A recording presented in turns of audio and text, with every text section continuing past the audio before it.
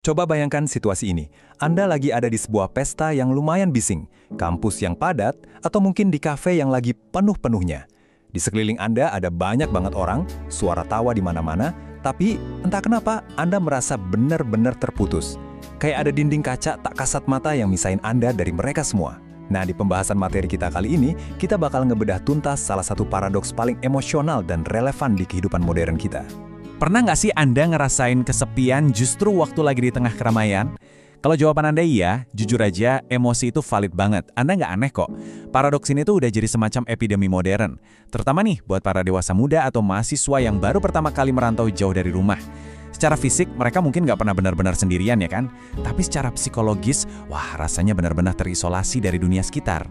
Dan kalau Anda mikir Anda sendirian yang ngerasain ini, coba deh dengar fakta ini. Survei Global Gallup di tahun 2023 nemuin angka yang bikin merinding. 2 miliar orang. Itu berarti 1 dari setiap 4 orang di seluruh dunia pernah ngalamin rasa isolasi yang mendalam ini. Jadi kita lagi ngomongin sesuatu yang udah bener-bener menyusup ke dalam DNA sosial kita zaman sekarang. Dari sini, kita perlu narik garis batas yang sangat tegas antara dua konsep yang sering banget disalahpahami, yaitu rasa kesepian yang menyakitkan atau loneliness dan kekuatan dari kesendirian alias solitude. Secara fisik, keduanya mungkin kelihatan sama persis, tapi secara psikologis, wah mereka ini ibarat bumi dan langit. Gini bedanya, kesepian atau loneliness itu ibaratnya Anda jadi korban dari keadaan. Itu adalah perasaan terputus yang gak kita pengen, datangnya tanpa diundang, dan pastinya nyakitin. Tapi di sisi lain, ada solitude atau kesendirian. Di sini Anda adalah penciptanya. Ini adalah sebuah pilihan sadar, sebuah langkah positif buat narik diri sebentar demi refleksi. Jadi kata kunci utamanya di sini apa? Betul banget, pilihan. Ada satu kutipan brilian dari teolog Paul Tillich yang ngena banget soal ini. Dia bilang, solitude mengekspresikan kejayaan berada sendirian, sementara loneliness mengekspresikan penderitaan berada sendirian. Dalam banget kan? Ini benar-benar ngegasin bedanya antara merayakan kehadiran diri Anda sendiri dibanding meratapi ketiadaan orang lain di sekitar Anda. Tapi, apa jadinya kalau perasaan kesepian ini dibiarin berlarut-larut? Jujur aja, kita harus ngomongin sisi gelapnya nih. Bahaya tersembunyi yang diam-diam bisa ngerusak dari dalam kalau kita ngebiarin diri kita terus-terusan tenggelam dalam penderitaan loneliness tadi. Biar lebih kebayang, mari kita lihat realitanya. Ada studi menarik dari jurnal mediasi yang neliti para mahasiswa baru di perantauan. Bayangin, pindah ke kota baru, mulai hidup mandiri tanpa jaring pengaman sosial atau teman-teman yang udah dikenal. Transisi yang berat ini nggak cuma bikin mereka ngerasa sepi loh, tapi beneran bisa memicu ketidakseimbangan emosi yang parah, stres berkepanjangan, sampai-sampai bisa bikin jatuh ke kondisi depresi. Jadi masalahnya, kesepian kronis itu bukan cuma ilusi di kepala kita doang. Datanya benar-benar bikin kaget. Menurut American Heart Association dan analisis Valtorta, secara mental kesepian itu bawa kecemasan dan perasaan gak berharga. Terus secara fisik, nggak main-main, kesepian itu secara aktif nyerang jantung dan otak kita. Bayangin, risiko penyakit jantung naik 29% dan risiko stroke naik 32%. Tubuh kita tuh secara harfiah bereaksi pas kita kehilangan koneksi. Dan ini mungkin bagian yang paling gila.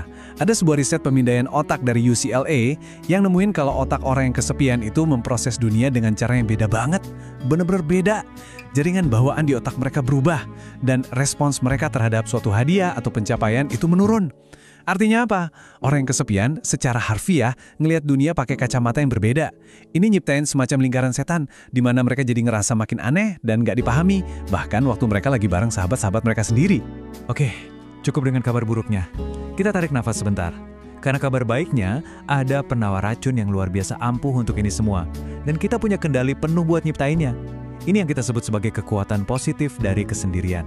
Riset dari OBM Neurobiology ngebuktiin hal ini secara ilmiah loh. Menyendiri secara sengaja itu bukan tanda kelemahan. Justru sebaliknya, itu adalah alat yang sangat vital. Alih-alih bikin Anda makin terpuruk, solitude justru merevitalisasi dan ngembaliin kendali ke tangan Anda. Coba pikirin deh, pas Anda akhirnya bisa lepas dari ekspektasi dan tuntutan konstan dari orang lain, disitulah Anda bisa ngambil balik otonomi penuh atas diri Anda sendiri. Terus, apa aja sih untungnya ngambil waktu sendiri yang berkualitas ini? Wah, banyak banget.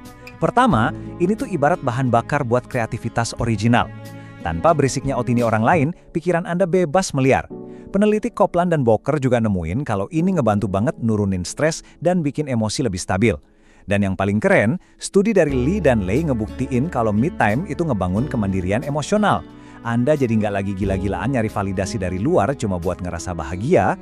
Ada satu kutipan psikologis dari Carl Jung yang selalu saya ingat. Dia bilang, Siapa yang melihat keluar, bermimpi. Siapa yang melihat ke dalam, terjaga. Kutipan ini ibarat pengingat yang pas banget. Penemuan diri yang sejati, pencerahan tentang siapa kita sebenarnya, itu baru bisa terjadi kalau kita berani matiin semua kebisingan dari luar dan mulai diam dengerin suara hati kita sendiri. Pertanyaannya sekarang, gimana dong caranya ngubah rasa kesepian yang nyakitin tadi jadi energi kreatif yang bikin kita makin berdaya? Nah, kita akan bahas langkah-langkah praktisnya.